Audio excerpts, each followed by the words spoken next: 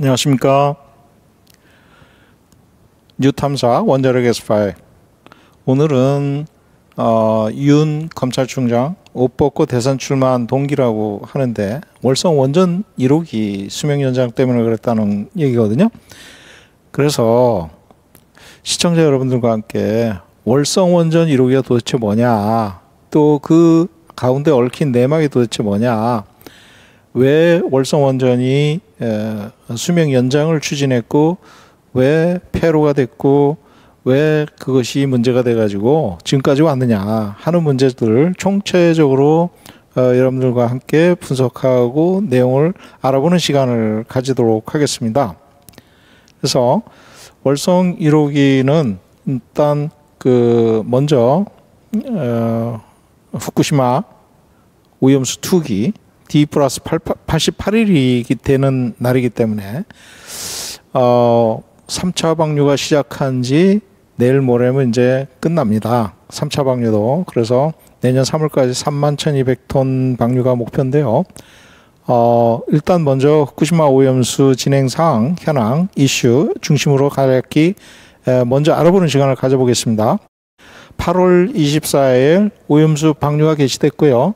중국에서 오염수 방류가 일어나자마자 일본 수산물 전면 수입 중단을 발표했습니다. 그다음에 9월 11일 날 1회차 방출이 끝났고요. 10월 5일 날 2회차 방류가 이제 개시가 돼서 10월 23일 날 2차 방류 끝났고 25일 날 알프스 배관을 세정하다가 피폭 사고가 발생했습니다. 그래서 26일 날 기자회견을 해가지고 2명이 입원했다. 경미한 피폭이다. 폐액 누출량은 튀어나온 폐액 누출량은 100ml 수준으로 약간 정도 수준이다 이렇게 얘기했지만 30일 이걸 수정 발표합니다. 수 리터로 수정합니다. 그리고 11월 2일 날 3차 방류가 지금 진행되고 있고 내일 모레 이것도 마칠 예정에 있습니다. 2명이 입원하는 배관 세정 피폭 사고가 발생한 내용을 잠시 더 알아보도록 하고요.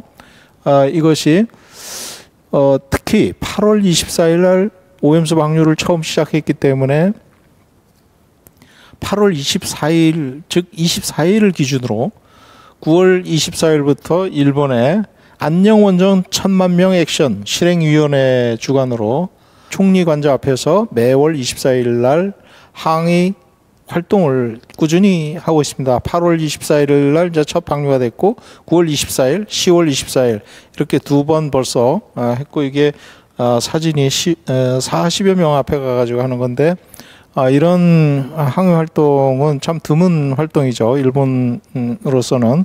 그래서 특별히 기재를 해놨고요. 탈핵신문에서 20대 청년 하청 노동자 오염수 작업 현장 다량 피폭이라는 제목으로 상당히 자세하게 그 실태를 좀 분석을 했습니다. 그래서 도쿄전력이 누설된 오염수 방사능 농도가 43억 베크렐이라고 얘기를 했어요. 43억 베크렐이면 엄청난 양이거든요.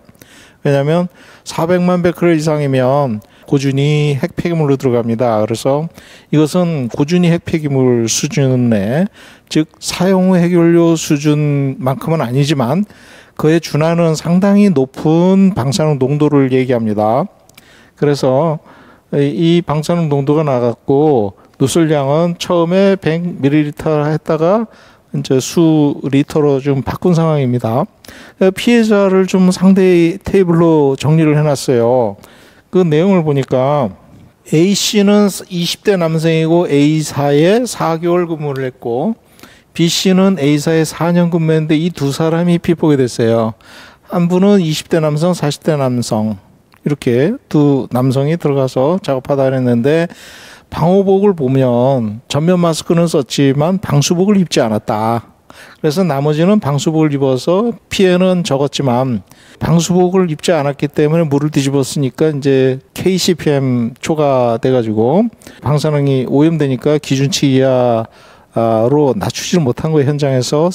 왜냐하면 옷을 갈아입고 또는 벗고 욕실에 들어가가지고 전체를 빡빡 문질러가지고 제염을 해야 되는데 그것이 원활치 않았던 거죠. 그래서 병원으로 들어간 거예요. 병원에서 이제 했는데 문제는 이분들이 3차 모두 동일한 원청업체 도시바 에너지 시스템즈의 1차 하청업체 소속이라고 설명했지만 나중에 1차 하청이 아닌 3차 하청이라고 그랬어요. 그래서 3개 업체에 소속돼 있는 사람들이 이분들이 그럼 여러 군데서 한두 명씩 이렇게 온 거죠. 특히 A씨 20대 남성은 근무한 지 4개월밖에 안 됐어요.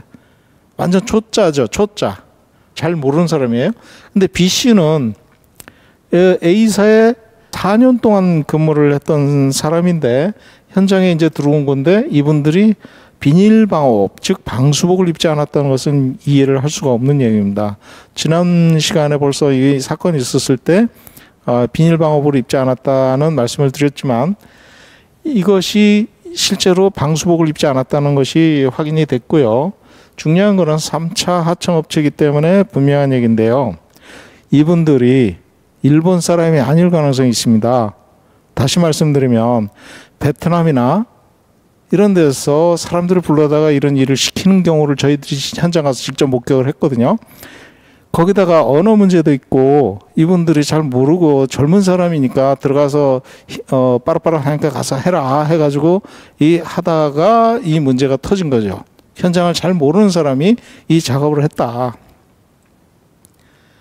그래서 탄산염을 질산으로 녹여서 배관을 세척하는 작업인데 이게 폴리탱크로 옮겨지는 과정에서 호스가 터졌다는 거예요. 왜냐하면 탄산가스가 대량 생기니까 압력이 많아가지고 탱크에서 호스가 튀어나와 버렸다. 이게 지금 오염이 농도가 43억 베크렐이라고 하는데 이거는 좀 수치가 확인이 돼야 될 것 같습니다. 지금 봐서는 너무 많아요. 왜 그러냐면 저장된 그 오염수 그러니까 그 발전소 밑에 지하수에 이렇게 고여 있는 물이 많게는 100만 베크렐 이상 되거든요. 사실은 100만 베크렐 퍼 리터 이상 되는데 이게 지금 43억 베크렐이면 엄청나게 농축됐다는 얘기거든요.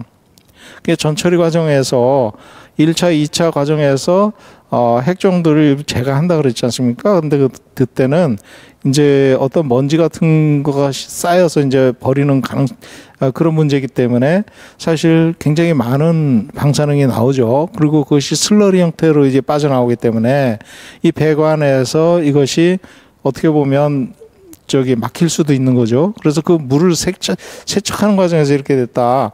이거는 너무 허접한 설비라는 거예요. 무슨 말씀이냐면 이 정도는 안 되겠지만 상당히 높은 방사능 오염을 보이는 슬러리 형태의 배출구다 그러면 그거는 쇠로 만들어야죠. 지금 보면 쇠로 안 되고 그냥 호스예요, 호스. 네? 이거 호스로 만든 거예요, 호스 그냥. 네? 그거를 세척하다가 안에서 탄산가스 생기니까 압력이 생겨가지고 연결부가 툭 터진 거예요. 그래서 뻥 터진 거다. 그래서 알프스 처리 전 오염수의 4,000배 농도의 고농도 오염수를 뒤집어 쓴 것이다. 그래서 오염수 설량이 약 10만 베크렐 정도 된다고 얘기는 하고 있어요. 그렇지만 이건 물이 그렇고 저거는 지금 약 43억 베크렐이라는 거는 지금 검증되지 않은 거예요. 확인되지 않은 거고 그럴 거다라는 얘기를 이제 받아 적었다는 얘기고 지금 여기서 얘기하는 10만 베크렐 수준 되는 처리 전 오염수는 이것도 좀 수치를 좀 낮춘 거 아닌가 이런 생각이 좀 듭니다. 그래서 4,000배 농도의 고농도 오염수를 뒤집어 썼다. 그런 얘기고 3차 하청업체다. 이런 것들이 새로 발견이 된 겁니다. 그리고 43억 베크렐이라는 건 엄청난 양인데 이거는 좀 더 공식적인 발표가 아니기 때문에 지켜봐야 되고요. 이 내용을 볼 때 언어 장애 문제라든가 이런 것도 있었다. 즉 그 외국인 특히 베트남계 사람들이 좀 동남아 쪽에 인부들이 와서 일을 하는 경우를 저희들이 봤거든요. 그래서 그런 분들이 여기서 일을 하다가 그런 특히 초짜 알프스가 일을 하다 그랬고, 이거는 호스로 설치할 일이 아니고 스테인리스 파이프로 해야 되는 게 맞다. 그래서 이런 문제는 다시 일어나면 안 되겠죠. 근데 정부에서는 이거에 대해서 뭐라 그러냐면 알프스 성능과 무관한 사고다. 알프스 성능과. 이 전처리 설비도 알프스 아닌가요? 어떻게 보면 알프스의 본 설비가 있고 전처리 설비가 1단, 2단이 있다고 지난 시간에 말씀을 드렸죠. 거기에 이제 크로스 플로우 필터가 있으니까 거기서 나오는 배출구 쪽이 문제가 된 거죠. 그래서 알프스 성능과 무관하고 오염수 방류 안전성과도 직결되지 않는다. 이건 무슨 얘기냐면 알프스 성능은 본체가 핵종 제거하는 능력을 갖고 그 필터가 이제 제거를 하는 그런 거고, 오염수 방류, 즉 바다로 나가는 거는 깨끗하게 걸러서 내보내기 때문에 이거는 중간 과정에서 전처리 과정에서 문제가 생긴 거지, 이게 알프스 성능과 관련이 없고 바다를 오염시키는 것은 아니다라는 관점에서 얘기한 거죠. 근데 터져가지고 이렇게 나간 물이 제대로 회수가 됐냐? 또 그 지역은 그 해당 부위는 굉장히 많은 오염이 됐을 텐데 그 문제는 또 어떻게 했느냐? 그게 중요한 거죠. 그래서 신재식 그 방사선 방재국장이 설명을 했어요. 병원으로 이송했지만 28일 퇴원했다. 2, 3일 뒤에 퇴원했다. 그 얘기는 이제 제염이 끝났다는 얘기입니다. 몸속에서 여기저기 이제 구석구석 제염을 해가지고 이분이 이제 정상적인 활동이 가능할 수준으로 됐다. 그런 얘기입니다. 근데 이제 뭐라 하냐면 핵종 제거 전이다. 핵종 제거 전이라뇨? 거기서 나오는 슬러리에 들어가 있는 엄청난 농도의 방사능도 제거가 된 거예요. 근데 핵종 제거 전이다? 무슨 말인지 모르겠네. 그러니까 바다로 흘러들어가지는 않았다. 이제 이 얘기를 강조한 거죠. 그래서 그 전에도 고압 가스가 발생되는 거는 알았지만 이번처럼 높은 농도로 생긴 거는 처음으로 알았다는 거예요. 그러면서 뭐라고 하냐면 향후 호수를 제대로 결박하는, 단단히 좀만 매겠다, 쫑가 매겠다. 그 얘기예요. 이걸로 해결될까요? 이걸로 해결되냐고요. 호스를 더 단단히 동여 매는 걸로 되냐고요. 제가 볼 때는 쇠 파이프로 설치를 해야 된다. 그리고 직경도 좀 큰 걸로 해가지고 슬러리가 잘 흘러내려가고 나중에 설치도 원격으로 이렇게 작업을 해서 나갈 수 있도록 거기 사람이 들어가서 작업한다는 게 말이 되냐는 얘기죠. 그래서 알프스가 핵종을 제대로 제거해서 발생된 문제가 아니니까 걱정하지 마라 이런 얘기인데, 이거는 사실과 좀 문제점의 핵심을 찌르는 내용이 아니에요. 둘러대는 내용이지. 어떻게 알프스가 핵종을 제거하지 않아서 문제가 됐다. 누가 그걸 우려해요? 작업자가 피폭됐는데 어떻게 관리를 했길래 그러느냐. 이 문제가 중요한 거지. 예? 알프스가 바다에 버리는 거하고는 상관이 없다. 그 얘기 아닌 거예요. 예? 그래서 동문서답을 하고 있는 이런 상황을 보면 이분이 방사선 방재국장으로서 원안이 사무처에 근무하는 행정공무원이거든요. 왜 이런 사람이 나와서 얘기하느냐. 이 문제는 좀 과학자가 나와서 좀 얘기를 해줬으면 좋겠어요. 실질적으로 이 문제를 잘 알고 있는 분이 현장 가서 확인한 다음에 와서 얘기를 한다든가. 일본 가는데 뭐 당일날 갔다 올 수도 있는 거 아닙니까 지금? 그래서 후쿠시마까지는 좀 더 당일날은 좀 어렵겠지만 그래도 1박 2일 갔다 와서 이 문제를 직접 보고 와서 설명을 한다든가 이게 더 신뢰를 주는 거지. 응? 사무처 행정 보는 국장이 앉아가지고 이분이 설명을 하고 있어요 지금. 국민들은 모든 자료가 투명하고 과학적으로 공개되기를 원하는 거예요. 행정 보는 분이 이렇게 설명해서 될 일이 아니라는 거예요. 그런 과학자들이 제대로 일을 할 수 있도록 도와주는 역할을 하는 게 원안이 사무처 국장이 할 일이죠. 그 양반이 나서가지고 뭔 얘기를 해요. 그러니까 그냥 좀 매면 된다. 엉뚱한 얘기 하고 있는 거예요. 엉뚱한 얘기. 파이프로 갈아야 돼요. 방사능 오염이 중국에서 SNS에서 난리가 났는데 일본 이제 시세이도라는 화장품 판매 회사가 있어요. 거기도 여러 가지 재료가 들어가는데 오염된 재료가 들어갈 가능성이 있다. 그러다 보니까 13일 날 하한가를 기록했어요. 하한가. 그러니까 중국에서 시세이도 화장품도 수입을 금지를 한 거죠. 중국의 불매다. 네? 그래서 실적이 올해는 반토막이 날 영이. 그러니까 중국이 얼마나 구매력이 강한지를 알 수 있는 부분이죠. 그래서 주가를 보니까 8월 24일 날 방류한 날이거든요. 그 전부터 떨어지기 시작해가지고 지금까지 계속 떨어지다 아예 추락을 해버렸어요. 추락.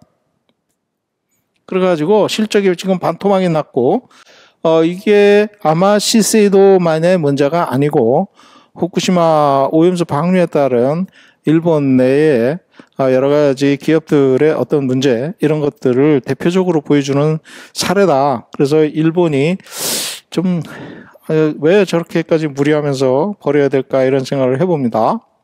그리고 우리들은 그 문제점들에 대해서 끝까지 예의주시를 해야 될 일이고 거기서 들어오는 농수산 축산물 이런 것들을 특히 조심해야 되고요. 일본에 방문하시는 분들이 거기서 뭐 먹거리를 이렇게 사가지고 오는 경우를 많이 봤어요. 별로 안 좋은 것 같습니다. 그리고 특히 이제 한국에서는 수입 금지나 규제를 좀 강화할 준비를 해야 되는데 그런 거는 생각도 못하고 이런 거 문제 없다라는 쪽으로 얘기하는 것이 너무 안타깝다. 그런 말씀을 드리고요. 이제 2부 월성 원전 1호기 얽힌 내막을 좀 알려드리도록 하겠습니다. 여러분 안녕하십니까. 검찰이 월성 원자력발전소 1호기 관련 수사에 속도를 내고 있습니다. 그러자 추미애 법무장관은 이건 정치 수사라면서 윤석열 검찰총장은 차라리 정치를 하라고 비판했는데 오늘 8시 뉴스는 이 검찰 수사 내용과 함께 법무장관과 검찰총장을 둘러싼 소식 자세히 살펴보겠습니다. 먼저 정부가 월성 원전의 경제성 평가를 조작했다는 의혹을 조사하고 있는 검찰이 산업부 공무원 2명의 집과 휴대전화를 압수수색한 걸로 드러났습니다. 이들은 원전 폐쇄 결정이 내려졌을 당시에 청와대에 파견가 있었던 직원들입니다. 먼저 강청환 기자입니다. 지난주 산업통상자원부와 한국가스공사 본사 등에 대한 대대적인 압수수색을 벌인 검찰. 이 과정에서 산자부 과장급 공무원 2명의 자택과 휴대전화를 압수수색한 사실이 뒤늦게 드러났습니다. 이들은 청와대가 월성 원전 1호기 조기 폐쇄 결정을 내린 지난 2018년 청와대 산업정책비서관실 등의 행정관으로 파견 근무 중이었는데 당시 주무부처인 산자부와 청와대의 가교 역할을 하며 원전 폐쇄 결정 과정에 역할을 한 것으로 알려졌습니다. 검찰은 이들이 원전 경제성 평가 조작과 조기 폐쇄 결정 과정에 개입한 사실이 있는지 들여다보는 것으로 전해졌습니다. 당시 청와대 산업정책비서관이었던 최이봉 한국가스공사 사장에 이어 실무 담당 행정관들까지 수사 대상에 오르며 검찰의 칼날은 청와대 윗선을 겨냥하는 모양새입니다. 산자부 공무원들이 감사원 감사 전 자료를 폐기하는 과정에 청와대 등 윗선의 개입이나 지시가 있었는지를 확인하는데 속도가 붙을 걸로 보입니다. 앞서 감사원은 월성 원전 조기 폐쇄 결정 과정에 문제가 있었다는 내용을 담은 7,000페이지 분량 수사 참고 자료를 검찰에 전달했습니다. 법조계에 안팎에선 내용이 상세하고 명확해 혐의 입증이 가능할 것이란 전망이 나오고 있습니다. 법원이 산자부나 한국가스공사 등에 대한 압수수색 영장을 발부한데도 이 자료가 한몫했다는 평가입니다. 수사 진행 상황에 따라 청와대 압수수색 가능성까지 제기되는데 이 경우 여권의 반발이 거세지면서 파장은 더욱 커질 걸로 보입니다. 자, 제가요 월성원전 설계자입니다.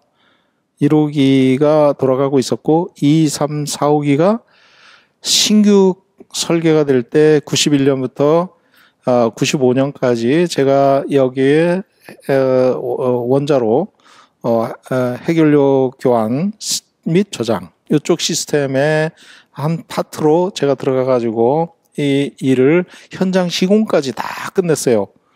그래 가지고 좀 남다른 경험을 한 거죠. 경수로는 개통 설계만 하기 때문에 개통 설계만 하고 끝나요. 근데 중수로 같은 경우는 직접 구매 엔지니어링까지 다 했고 EPC를 직접 전체를 경험을 할 수가 있었습니다.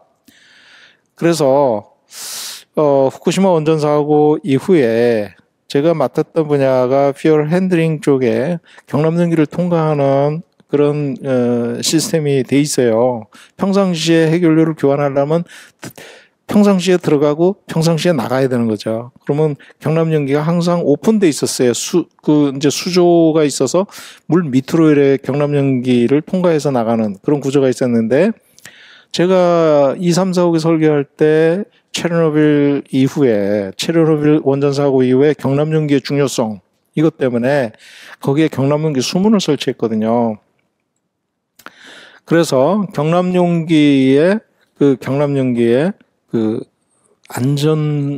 경납 안전성 또는 인테그리티, 건전성을 확보하는 방향으로 설계를 대폭 개선을 했습니다.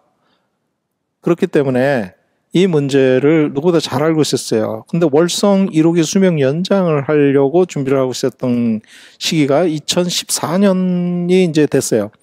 2009년에 수명 연장을 신청을 해서 2014년에도 수명 연장을 인허가를 주지 못하고 있었어요. 왜 그러냐? 2011년에 후쿠시마 원전 사고가 일어났기 때문에 눈치를 본 거예요. 눈치를 수명 연장하겠다. 왜? 2012년에 수명 연장을 승인을 해줘야 될 상황이었거든요. 2009년에 신청하고 3년 뒤에 2012년이 30년 수명이 딱 끝나는 해였어요. 그러니까 그때까지 수명 연장 못하고 끌고 있다가 결국은 15년에 이거를 승인을 하기 위한 준비를 합니다. 그 전에는 이제 후쿠시마 원전 사고가 2011년에 있었고 2012년에 이걸 승인하려다 보니까 전국적인 품질 서류 위변조 원전 비리 사건이 터져가지고 정신을 못 차린 거예요. 거기서 수명 연장을 얘기를 끊을 수가 없었던 거죠. 그래서 그게 어느 정도 이제 정리가 되는 2015년에 2월에 이제 이거 승인을 하게 되는데 제가 2014년에 이은철 당시 원자력 안전위원장께서 이게 킨스 원자력 안전기술원이 심사 보고서를 작성을 해서 원안이 심사를 맡기기 전에 시민들이 보고 의견을 받아라. 그래서 공람을 얘기를 했어요. 그래서 원자력 안전기술원이 그걸 공람을 시키기 위해서 홈페이지에 올린 거예요. 그래서 제가 이래 봤죠. 봤더니 경남연기 수문에 대한 얘기가 전혀 없는 겁니다. 왜 경남연기 수문을 검토를 안 했을까? 그게 R7이라고 하는 규제 지침에 따른 거거든요. 근데 월성 1호기 설계 당시에는 R7이라는 게 없었어요. 그래가지고 C7 리퀘어먼트를 따랐지만 체르노빌 이후에 R7으로 강화됐어요. 그래가지고 경남연기를 통과하는 모든 배관은 이중화 개념이 들어가고 그다음에 수조 밑에 지나가는 사용 해결료가 나가는 그 카널은 수문을 닫게 만들었어요. 그래가지고 대폭 설계 변경이 일어났었던 겁니다. 여기서 시작이 된 거예요. 그래가지고 원자력 안전기술원 쪽에 제가 질의를 했더니 엉뚱한 답변이 나오는 거예요. 문제 없다. 그래 한수원에 가서 얘기를 했더니 야, 이거 원자력 안전기술원 또 규제기관하고 벌써 얘기가 다 끝났는데 지금 와서 할 수가 있느냐 이런 얘기를 해요. 그래가지고 질문을 해도 저런 식으로 나오고 2015년 1월 달 되니까 이제 막 이 수명 연장을 강행할 태세예요. 그래가지고 제가 좀 언론에 이 문제를 공식적으로 제기를 했어요. 이 문제를. 그랬더니 원자력 안전기술원 담당자랑 국회에서 이제 나선 거죠. 당시 새정치민주연합이었던 것 같은데, 그래서 민주당에서 이 문제를 국회 토론으로 얘기를 한 거예요. 제가 문제 제기를 하니까 저랑 원자력 안전기술원의 이 심사단장, 그래서 성경 박사랑 저랑 국회에서 처음으로 이 문제를 가지고 토론을 합니다. 그때 토론에 나서 가지고 얘기를 했는데 2월 24일이에요. 무슨 얘기냐면 2월 27일 날 통과를 하거든요. 그래서 2월 27일 날 통과를 시키기 위한 전철 작업이었던 건데 뭐라고 신문에서 정리를 했냐면 제가 R7 미적용 문제를 제기한 이정윤 원자력 미래대표는 경남역이 압력 경계 설정이 중요하다. 월성 1호기는 계속 운전하려면 최소한 2호기처럼 수준으로 좀 올려야 되는 거 아니냐. 2호기는 경남역에 설치하고 R7 적용해가지고 다 하드웨어적인 적용을 했거든요. 그런데 성경 박사는 원자력 안전기술원 심사단장은 뭐라고 그러냐면 R7 미적용 주장은 일부분을 가지고 심사 전체를 부정하는 발언이기 때문에 경락검은 설계에 대한 전반적인 규제 기준이기 때문에 법규상 이를 모두 적용할 이유는 없다라고 얘기를 하고 있어요. 다시 말씀드리면 최신 안전 기술 기준을 적용하면 R7을 당연히 적용해야 돼요. 우리나라는 R7이 없어요. 2, 3, 4, 5기에 적용하면서 캐나다 R7이 들어온 거지. 우리나라 규정이 어디 있어요? 우리나라 규정이 없기 때문에 우리나라 법규를 따지자 그러면 할 말이 없는 거예요. 무슨 얘기냐? 문제가 될 것을 아니까 이제는 수명 연장을 해야 될 상황이에요. 5년이 다 된 거예요. 5년. 수명 연장 신청한 지 5년이 다 돼. 그동안에 후쿠시마 원전 사고 일어나고 그다음에 현장에 원전 부품 비리 문제 때문에 수명 연장을 못 하고 있다가 5년 만에 이제는 해야 돼 하고 청와대에서 강력하게 드라이브를 했던 것으로 알고 있습니다. 그러다 보니까 이걸 수명 연장 신청을 이제 승인을 해야 될 상황인데 심사를 한 네가 이정윤이랑 같이 얘기를 해. 저는 문제제기 당연히 1호기가 지금 와서 수명 연장한다면 2호기 수준을 안전 수준을 올려야 되는 거 아니냐라고 얘기할 수밖에 없죠. 근데 이분은 뭐라 그러냐면 그거는 조만한 거 가지고 전체를 부정하는 문제다. 그렇기 때문에, 예? 이거는 법규상 전체 적용할 필요가 없다. 무슨 황당한 소리죠. 황당한 소리. 말이 되는 소리입니까? R7은 경남 건물 설계에 대한 전반적인 코드이기 때문에 법규상 이를 모두 적용할 이유가 없다. 안전기준이니까 적용해야죠, 당연히. 근데 전부 적용할 필요가 없다는 거예요. 필요한 거는 적용하고 필요하지 않은 거는 안 적용하겠다 이런 얘기 같은데 그게 무슨 얘기냐. 현장에 무리가 되는 건 안 하고 현장에 그냥 눈으로 가서 보고 문제가 없다 이렇게 또는 이래 쓸고 닦고 이렇게 하면 되는 거다 하면 그건 해주고 이렇게 하겠다 이런 얘기 아닌가요? 취사 선택. 예? 이 전반적인 규정을 그중에서 마음에 드는 거는 골라서 적용하고 마음에 안 드는 거는 골치 아픈 거 현장에 하드웨어 확 바뀌고 그러는 거는 적용 안 하고 이 개념 아닌가요? 맞는 얘기예요. 근데 이분이 왜 나와서 이런 엉뚱한 얘기를 할까요? 조직 방어에 들어간 거예요. 조직 방어. 무슨 말씀이냐면 문제를 제대로 찝었던 거예요. 문제를 제대로 찝었고 그 문제를 인정을 하면 난리가 나는 거예요. 완전히 다시 다 해야 돼요. 몇 년 더 갈 수도 있어요. 월성 1호기 문제가. 수명 연장을 못 할 수도 있는 거예요. 그러니까 나가서 무조건 문제 없다. 왜? 우리나라에서 안전에 대해서 법적으로 독립적으로 누가 얘기할 수 있죠? 원자력 안전위원회예요. 거기서 결정을 내리면 법적으로는 끝나는 겁니다. 그러니까 이 양반은 네가 문제 제기를 하는데 그러면 전부 다 적용해야 되는 얘기냐? 그렇기 때문에 아니다. 이런 얘기를 하고 있는 거예요. 이 양반이 아니다 그러면 아닌 거예요. 이제 이게 법 체계상 규제 권한을 갖고 있는 조직에서 아니다 그러면 아닌 거죠. 그런가요? 국민의 안전을 두고 얘기하는 사람들이 조직 방어에 들어갔던 겁니다. 그래서 이분들은 수명 연장에 문제가 있다는 나중에 법정 소송을 제기하지만 적극적으로 나와서 방어합니다. 방어.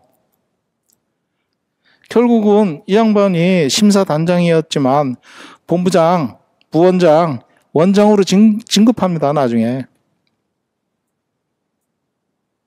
문재인 정부에서요. 심각하죠. 그래서 이제 이 문제를 공식적으로 제기하면서 이제 석윤열 교수님이 이제 적극적으로 수업 같이 코어를 했고, 여기서 이제 국제안전기준까지도 미비했다, 준비가 안 됐다, 이렇게 여기 양이원영 국회의원님 나오죠. 이분이 적극적으로 어레인지를 했어요. 그리고 장제원 대표님, 이분이 이제 환경운동연합 공동대표인데 환경 문제, 특히 원자력 문제를 관심을 갖고 적극적으로 또 나서 주셨고, 그래서 이런 것이 도화선이 돼가지고 결국은 이제 프레스센터에서 이렇게 많은 분들이 나와가지고 전체적으로 문제 제기를 했던 거예요. 그래가지고 이제 그 각자 발언도 좀 하고 이렇게 하면서 전체적으로 무브먼트 가니까 민주당에서 가만히 있을 수가 없었던 거죠. 하지만 원자력안전위원회는 이거를 그냥 통과를 시킵니다. 문제가 있지만 지금 못하면 못한다 이래가지고 그냥 통과를 시켜버려요. 그러니까 김익준 교수가 있고 김혜정 위원이 있는데 이 두 위원은 표결에 불참합니다. 퇴장. 나가면 나가. 그래서 9명 중 7명이 승인을 하고 넘어간 거예요. 그러니까 시민단체는 당연히 수명위원장 허가 취소, 소송하겠다 해가지고 소송을 제기한 거예요. 자, 여기서 우리가 월성 1호기 수명 연장을 문제 제기가 됐던 거는 부실 수명 연장이었던 거죠. 제대로 수명 연장을 안 했던 거예요. 그 이유는 어떻게 되냐면요. 2009년에 수명 연장을 신청을 했다 하지만 그 수명 연장 자체가 제대로 신청된 게 아니었던 거예요. 그 나중에 다 나옵니다. 그래서 월성 1호기 사건 개요를 좀 말씀드려보면 김영희 변호사님께서 같이 얘기를 좀 했었거든요. 그 내용하고 같이 이렇게 해가지고 정리를 해서 말씀을 드려보겠습니다. 월성 1호기는 67만 킬로와트, 즉 670 메가와트, 즉 신골이 3호기의 절반도 안 되는 수준입니다. 근데 83년 4월에 사업운전 개시했으니까 이제 2009년 12월 30일, 2009년 말에 수명 연장 신청을 했고 11월 20일 날 2012년 11월 20일 날 30년 설계 수명이 만료됩니다. 그러니까 2011년 3월에 후쿠시마 원전 사고 일어나고 이때 그 원전 비리 사건이 시작되기 시작합니다. 하지만 2015년 2월 27일 원안위가 수명 연장을 허가를 하고요. 바로 그해 5월에 시민단체가 수명 연장 취소 소송을 들어갑니다. 원고가 2,167명. 그래서 원고 모집을 했는데 2,000명이 넘게 자원을 했던 거죠. 물론 돈도 되고 이렇게 해가지고 소송을 들어갔던 거예요. 2년 뒤에 2017년 2월에 승인한 지 딱 2년 되는 그때입니다. 서울 행정법원에서 1심 판결에서 원고가 승소됩니다. 이런 그 소송한 시민단체가 참 대단합니다. 준비도 여러 가지 많이들 했고 이런 원고가 이제 결집을 해가지고 비용도 자체적으로 만들어가지고 소송을 했고 이래서 승소를 했는데 그 8차 전력수급 기본 계획에서 월성 1호기를 2018년부터는 공급을 안 하겠다. 왜? 이제 폐로로 들어가겠다 이런 생각인 거죠. 그래서 2017년 12월에 그렇게 결정한 거는 문재인 정부 때예요. 이게 뭐죠? 탈원전을 주장을 했었기 때문에 이런 결정을 내린 거 아니냐 이런 얘기지만 이게 컸어요. 이게 이게 컸었습니다. 이게 2017년 2월 7일 2심 판결에서 원고가 승소를 하면 이게 역사적인 사건이에요. 무슨 말씀이냐면 환경이나 원자력 문제를 가지고 정부를 상대로 소송을 해서 이긴 사례가 거의 없어요. 시민단체가. 이거 이겼거든요. 참 대단한 일을 하신 겁니다. 그만큼 그 월성 1호기가 수명 연장이 부실했다는 얘기입니다. 그래서 결국은 19년 2월 28일 날 한수원의 이사회에서 영구정지 운영 변경 허가를 원안위에 신청을 하는데 이사회에서 조기 폐쇄 의결을 한 거예요. 2018년에. 그리고 요거를 이제 원안위에 승인 신청했더니 원안위는 이제 영구정지 승인을 내려준 거죠. 그래서 2심 판결이 있었는데 행정법원에서 2심 판결이 있었는데 영구정지되었으므로 각하를 시킵니다. 각하. 무슨 얘기냐? 이때까지도 원안위는 수명 연장을 부실하게 한 게 아니고 제대로 했다라고 강력하게 주장합니다. 원안위가. 말도 안 되는 얘기죠. 왜? 조직 방어 차원에서 나온 거죠. 스스로가 잘못한 게 아니라고 강력하게 주장합니다. 이거를 못 잡았어요. 문재인 정부에서. 원안위가 잘못했는데 수명 연장을 잘못했으면 바로 잡아야죠. 바로. 원안위를 바로 잡아야 되는데 원안위는 끝까지 문제 없다라고 주장해요. 이게 말이 됩니까? 그래서 월성 1호기 문제가 시작이 된 거예요. 왜? 조직 방어 차원에서 원자력 안전위원회가 똘똘 뭉쳐가지고 문제 없다라고 강력하게 주장하고 법정에 가가지고 말도 안 되는 얘기 쿠사리 먹으면서 판사한테 쿠사리까지 먹었어요. 그러면서도 문제 없다. 강력하게 주장하고 막 난리친 거예요. 이 양반들이. 시민들이 볼 때는 뭐예요? 야, 그래도 박사님들이 가서 문제 없다 그러면 진짜 문제 없는 거 아니야? 이런 생각을 할 수밖에 없죠. 거기다가 탈핵 정부다 이런 프레임을 씌워가지고 문재인 정부에 강력하게 대응하는 학계의 핵 소위 마피아라고 하는 집단이 나서서 원자력 산업계를 전체를 반 문재인 그 어떤 구도로 탈원전 반대를 외치면서 그렇게 끌고 가게 됩니다. 그래서 정치적인 문제가 시작이 된 겁니다. 너무 안타까운 얘기죠. 자, 그러면 법원에서 어떤 문제를 가지고 이게 위법하다고 판단했는지 잠시 말씀을 드려보겠습니다. 간략하게 일단 요약을 먼저 해보겠습니다. 수명 연장을 위해서는 운영 변경 허가를 받아야 돼요. 허가. 하지만 대규모 설비 개선에 대한 운영 변경 허가를 사무처에 과장정결로 처리했어요. 과장정결로. 원자력 안전위원들은 뭐예요? 뻗어놓은 보릿자루인가요? 대규모 설비 개선 사업이 뭐냐면 해결료 압력관을 교체하는 3,600억 이상 되는 대규모 공사였던 건데 그거를 운영 변경 허가를 원안위에 신청을 하니까 과장이 정결로 처리해 준 거예요. 그게 제대로 안전 문제가 제대로 됐는지 원안위원들이 심의를 해서 최종 결정을 내려줘야 될 사항인데 이거를 사무처 과장이 정결 처리한 거예요. 운영 변경 허가를 누가 내린 거예요? 원안위원이 내려야 되는 거예요. 과장이 정결 처리했어요. 과장이. 그래서 위법이다. 두 번째, 수명 연장을 위한 신청 서류, 특히 비교표도 제출하지 않았다. 비교표라는 건 뭐냐면 옛날엔 이랬는데 지금은 이렇게 바뀌었습니다.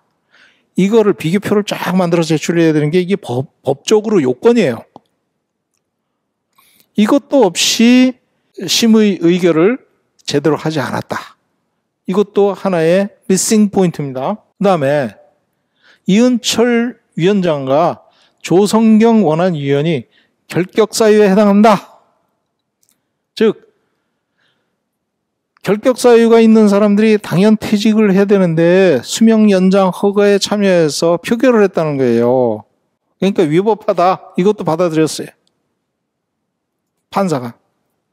마지막 네 번째는 자, 최신 기술 기준을 적용해야 되지만 그래서 안전성을 확보해야 되지만 이 관련 규정을 위반해서 심사를 했고 최신 기술 기준을 적용할 경우 안전성 평가가 어떤지 원안위 심사가 제대로 이루어지지 않았다. 즉 최신 기술 기준을 적용했을 때 심사를 최신 기술 기준을 적용한 심사를 제대로 하지 않았다 이거죠. R7 아까 한 가지 말씀을 드렸지만 여러 가지 규정이 있는데 또 그 기준이 있는데 그걸 제대로 적용 안 한 거예요. 그걸 판사가 다 본 거예요. 이렇게 해가지고 위법하다. 그러니까 취소 소송 오케이 하고 원고에 손을 들어줬던 거죠. 기술 기준을 적용하는 게 굉장히 중요한데 최신 기술 기준 관점에서 보면 지금 주기적 안전성 평가라는 서류를 정부 원안위에 제출을 하게 되는데 그 내용을 보면 일부 본따온 겁니다. 이렇게 월성 1호기의 유효한 기술 기준을 확인하고 이를 평가 기준으로 활용하였다. 2007년 12월 31일 현재예요. 가압기의 경우는 기술 기준 적용일을 2007년 12월 30일로 적용하고 초기 설계에 적용된 기준일을 적용한 자, 기술 기준 적용일이 2007년 12월 30일이잖아요. 그죠? 그런데 F사를 보면 최종 안전성 분석 보고서 개정된 거 그걸 보면 74년, 77년 개정판을 기준으로 하였다라고 돼 있어요. 안 바뀐 거죠. 옛날 거 그냥 적용한 거예요. 이런 문제가 하나의 대표적인 사례가 되고 있고 또 한 가지는 그 핵연료 집합체 그러니까 압력관 채널을 교체했지 않습니까? 그러니까 교체한 거는 아스메 코드 2004년 판을 적용을 했어요. 2000판. 근데 그 옆에 있는 거는 72년 코드예요. 72년. 막 코드가 원래 있었던 것과 새로 신규 교체 부품하고 뒤죽박죽이 되는 거예요. 자, 그러면 어떻게 해야 되냐면 옛날 것과 현재 것과 차이를 분석을 하는 합체화 보고서를 써야 되는데 그걸 안 썼던 거죠. 그래서 이 문제가 또 하나 된 거고 실제 월성 1호기 수명 연장을 하면서 평가한 계속운전에서 안전해석에서 적용한 기술 기준이 월성 R7, 8, R8, 9 이런 것들인데 이것을 선택적으로 적용했다라고 돼 있어요. 아예 논문에 자기네들 그렇게 썼어요. 적용하려면 다 적용해야지 선택적으로 왜 적용해요? 적용을 못한 거는 정당화, justification을 해야 되는 거예요. 그런 걸 다 빼버린 거예요. 부실한 거죠. 임의로 취사 선택했다. 편의의 대로 그냥 했다. 이게 규제가 되는 행위입니까, 이게? 이게 규제가 안 되는 행위죠. 규제 방조예요, 완전히. 월성 1호기가 이렇게 된 겁니다. 자, 경납 용기를 통과하는 배관은 경납 용기의 건전성을 확보하기 위해서 거기에 차단 밸브를 두게 돼 있어요. 차단 밸브. 월성 1호기는 전부 다 라인마다 하나씩 있죠? 하나씩? 다 하나씩 있어요. 어떤 데는 격리 밸브 아예 없고. 그런데 R7을 적용하면 이중화를 해야 돼요. 밸브를 2개를 설치를 해야 돼요. 최소한. 자, 월성 2호기에는 2개, 3개씩 설치되어 있죠? 2개, 3개씩 쫙. R7을 적용하니까 이렇게 되는 겁니다. 그럼 월성 1호기는 수명 연장하려면 R7 제도로 평가를 했다 그러면 똑같이 이중화가 돼야죠. 안 됐어요. 자, 이 문제를 제기하니까 뭐라 그러냐. 원자력 안전위원회에서 이거 적용할 필요 없다라고 그러는 거예요. 그럼 2호기는 왜 승인해 줬어요? 그러면 2호기는 이렇게 설치하라고 원자력 안전위원회가 승인하고 1호기 수명 연장할 때는 할 필요 없다라고 또 승인하고 한 가지 규제 행위에 대해서 상반된 규제를 할 수 있나요? 그걸 원안위가 지금 하고 있는 거예요. 지금 이런 것들이 계속 문제가 됐던 거죠, 사실. 그래서 조금 더 상세하게 우유 소송에서 제기된 법정에서 있었던 문제, 그런 것들을 말씀을 드리겠습니다. 자, 최신 기술 기준을 적용하지 않아서 최신 운전 경험, 연구 결과 등을 반영한 기술 기준을 활용하여 평가를 하지만 그것이 제대로 안 됐다는 거고, 개통 구조물 기기에 대해서 안전성을 향상하고 안전성이 확보돼야 된다. 최신 규정 R7, 8, 9 등을 적용해서 확보하지 않았다는 거고, 2, 3, 4호기하고 비교해서 차이나는 그 설비가 다수 안전성에 심각한 문제를 야기할 수가 있다는 거죠. 그래서 경납용기가 이거잖아요. 이거. 그럼 여기를 통과하는 배관들에 대해서 이중화를 해야 되고, 해결료가 들락날락하는 이쪽에서는 이중화를 위해서 수문을 설치했던 것이 2호기예요. 그럼 3마일에서는 원자로가 정지됐지만 문제가 됐던 거는 경납 건물이 일단은 문제됐지만 건전했어요. 해결료가 녹았지만 경납 건물이 제대로 유지가 됐던 겁니다. 체르노빌은 경납 건물이 없었어요. 그래가지고 그냥 날아가 버렸죠. 후쿠시마도 마찬가지입니다. 그래서 경납 건물이 굉장히 중요하다는 거예요. 그 경납 건물의 안전성 요건을 적용한 게 R7인 거예요.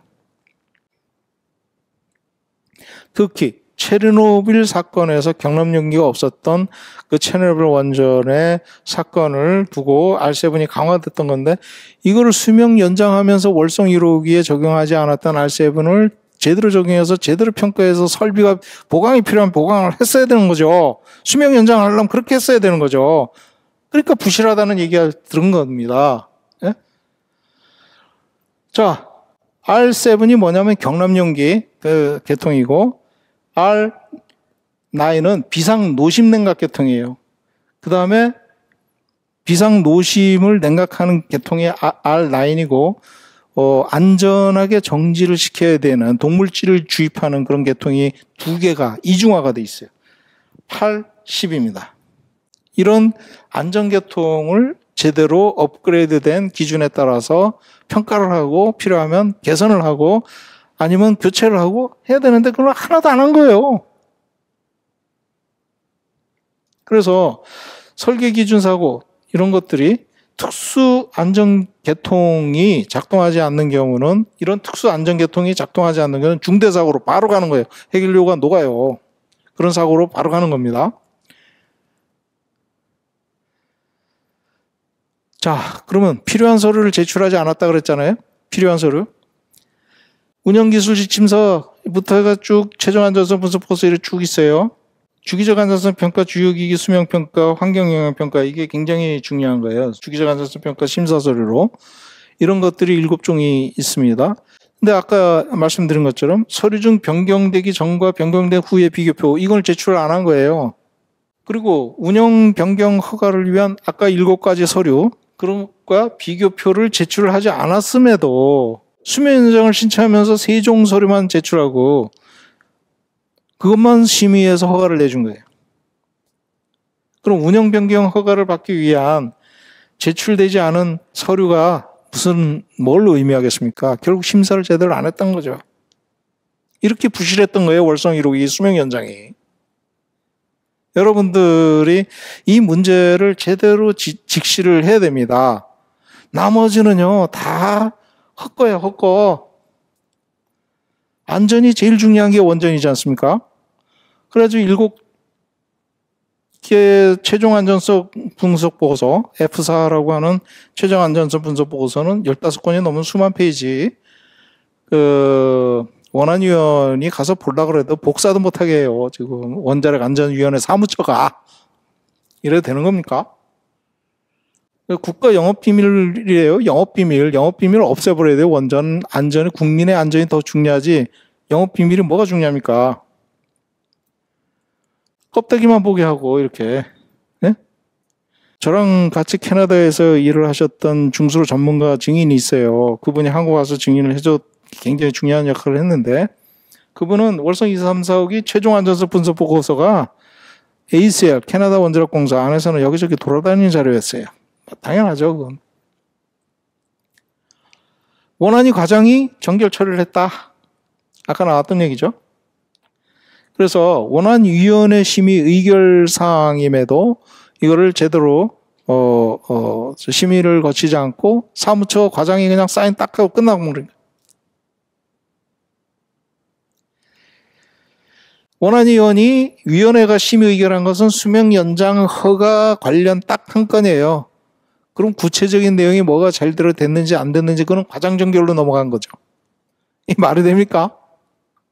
과장이 뭐 하는 사람인데요? 행정 보는 사람이 행정 보는 사람. 그럼 기술적인 평가는 누가 하는 거예요? 그 과장이 평가합니까? 아니잖아요. 이런 문제점들이 있었다는 거고요. 자, 보세요. 최종 안전성 평가 보고서 제출했다. 그건 위원회 심의 의결했지만 이런 중요한 많은 그 내용들은 전부 과장 정결로 끝나버렸어요. 해결료 압력관 이 3,600억짜리 그 교체 공사 약 4천억 뭐 부대 비용까지 하면 들어간다고 쳤지만 이거 교체하는데 2년 넘게 걸리는데 원안위 과장이 사인해서 끝난 거예요, 이거. 이런 대규모 설비 교체조차도 위원회에서 검토를 하지 않고 과장이 정결로 처리를 해버린 거예요. 그러니까 부실하게 갈 수밖에 없었다. 또 결격 사유가 있는 원안위원들이 참여했다. 그 원안위원장께서는 원자력 정책 자문위원회 위원을 지냈어요. 그래서 원자력 정책이 지능 정책과 관련이 있는 그런 정책위원회 위원을 들어가서 안전위원장으로서 역할을 한다는 것이 바람직한 것이냐. 머릿속에는 지능 마인드를 가지고 안전 문제를 보는 거 아니냐. 이런 이제 문제 제기가 있었고요. 두 번째는 조성경 위원인데 영덕 삼척의 원전 부지 선정을 하는 위원으로 들어간 거예요. 아니, 원자력 안전위원이 부지 선정위원이에요. 사업자 지원 본사 심의위원회 위원이었던 거예요. 한수원에. 이런 사업자로 가서 일을 하는 게 맞죠. 이분이 이은철 위원장은 이제 연세가 높아서 이제 은퇴를 하고 계신 상황이지만 조성경 이 양반은 월성 1호기 수명 연장 시켜주고 그동안 여기저기 잘 지내다가 지금은 뭐하냐. 과기부 차관이에요. 과기부 차관. 윤석열 정부에서.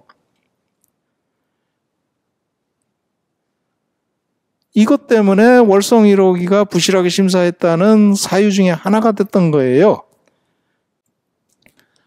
그리고 이제 청와대에서 월성 1호기 수명 연장을 신청을 통과를 시켜달라 하는 것에 청와대에서 강력한 압력이 있었다는 얘기를 하고 있죠, 증언으로. 그리고 복수의 원안위원들이 월성 1호의 안전성에 대해서 관심을 일고 있지만 긴밀하게 얘기를 해서 무조건 통과시켜라. 너무 지연이 됐다는 거예요. 대통령한테도 그 수명 연장을 진행하겠습니다라고 보고를 했던 모양이에요. 청와대 거의 수석급이 이런 얘기를 했던 것 같아요. 그래서 이런 것들은 나중에 언제든지 증언이 가능할 상황이기 때문에 나중에 또 말씀을 드리도록 하겠습니다. 지진 관련 위험성이 또 있어요. 지진 관련. 이게 압력관이거든요. 압력관. 이게 380채널이에요. 사람이 요만해요. 여기 굉장히 높잖아요. 이게 엄청나게 피더관이에요. 이게 건설 중이기 때문에 이거 그 인터넷에 다운받은 자료인데 여기 이제 각각 380채널에 다 연결이 됩니다. 이거 보세요. 이 컬럼이 있고 여기에 이제 이렇게 매달려 있지 않습니까? 이게 브릿지고 이게 컬럼이거든요. 그래서 컬럼에 이렇게 매달려서 양쪽에 이렇게 있고 해결료 압력관을 물고 있는데 해결료를 넣고 빼고 하려면 이쪽에서 넣는다 그러면 이쪽에서 받고 이쪽에서 넣는다 그러면 이쪽에서 받고 그러는 거거든요. 근데 지진용은 어떻게 되었습니까? 굉장히 취약한 구조죠. 지진용은 굉장히 취약한 구조예요. 왜냐하면 퓨얼 채널, 해결료 압력관 자체가 굉장히 얇아요. 이게 전체가 10cm 정도 되는 거고, 그 중에 그 두께는 한 4mm 정도 되나? 하여간 굉장히 얇아요. 두께가. 뭐 인치로 따지다가 저기 하니까 좀 그런데. 그래서 이 문제가 간단한 문제가 아니었던 거죠. 왜? 0.2G를 적용하게 돼 있는데 경주지진이 발생했던 거예요. 그 진앙에서 얼마냐면 544겔이면 0.5G를 넘어요. 0.5G. 월성 1호기 설계가 0.2G에 따라서 설계를 했거든요. 지방 가속도로가. 그래서 2, 3, 4호기 다 그렇습니다.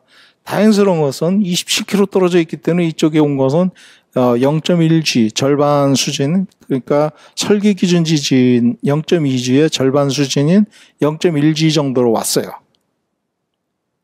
0.1G가 와도 막 어디서 깨져가지고 삼중수가 막 나오고 그랬다는 얘기가 있습니다. 공식적으로 발표는 안 됐지만 그런 얘기가 있어요. 그래서 이 경주지진이 생각보다 굉장히 심했다는 거예요. 진앙 쪽에서는. 거기에 월성 원전 6기가 있다는 거예요. 고리에 10기 있고. 이런 지진 한복판에 있었기 때문에 내진 강화, 내진 성능 강화는 사실상 현실적으로 굉장히 불가능하다. 실제 압력관 그 해석을 해야 되는데 뭐 다른 방법으로 어떻게든 좀 뭐 이렇게 해가지고 0.3G 내진 성능을 올리겠다 이렇게 얘기를 하지만 그럼 두께가 늘릴 수 있나요? 못 늘리잖아요. 다 해석적으로 그냥 가지고 어떻게 해보겠다는 얘기인데 월성은요 부지가 또 취약해요. 그래가지고 이질 안반으로 돼 있어가지고 발전소가 이렇게 안반 구조가 둘로 돼 있어요. 하나로 돼 있어야 되는데 이거는 이제 지진이 왔을 때 그 경주에 삼국사기에 기록된 지진들 기록이고 부둥 치마를 일으키고 있다. 미세한 양이지만 얼마나 더 진행될지는 아무도 모르는 게 월성 1호기였다는 거예요. 그래서 이런 부실한 문제 때문에 법정에서는 결국은 월성 1호기 수명 연장이 문제가 있다. 그래서 부실 수명 연장이라는 것으로 판단을 하고 원고의 수명 연장 취소 소송을 손을 들어줬던 겁니다. 여기에서 월성 1호기가 폐로가 될 것이냐, 아니면 계속 갈 것이냐, 말 것이냐, 계속 이제 아웅다웅 하게 되는 거죠. 그래서 시청자 여러분께서는 월성 1호기가 이 정도로 안전성에 제대로 검토 없이 그 폐쇄된 이익 집단의 공간 안에서 자기들끼리 이 문제를 대충 처리하고 수명 연장으로 가려고 그랬던 거예요. 근데 이걸 막았던 게 뭐냐? 후쿠시마 원전 사고고요. 원전 비리고요. 그 다음에 경주 지진이었던 겁니다. 그렇게 세 건의 엄청난 사건들이 터지면서 월성 1호기는 영구정지로 가게 되는데 마침 문재인 정부가 들어서면서 그거를 실행을 한 것이지 그 전에 이미 여야 할 거 없이 전부 다 반대를 했던 거예요. 수명 연장을. 경주지진까지 나면서. 부산 지역 보세요. 전부 다 국회의원들 뭐 안철수 의원까지 전부 수명 연장 반대 이렇게 얘기를 했었습니다. 근데 이게 어쩐 일인지 검찰에서 막 압수수색 들어가고 막 그렇게 됩니다. 그리고 유명하신 분이 월성 원전 사건 수사하는데 압력이 엄청 많이 들어와가지고 자기가 총장직을 그만뒀다. 이렇게 얘기하게 됩니다. 그렇게 가게 된 원인이 어디에 있었을까요? 오늘은 수명 연장이 부실했었다. 그걸 그냥 가기에는 문제가 많았다. 그거를 결정을 하는 과정에서 뒤집기 들어간 친원전, 원자력 산업계, 특히 거기서 탈원전, 프레임으로 몰고 가는 과정, 그거를 다음 시간에는 말씀을 드리도록 하겠습니다.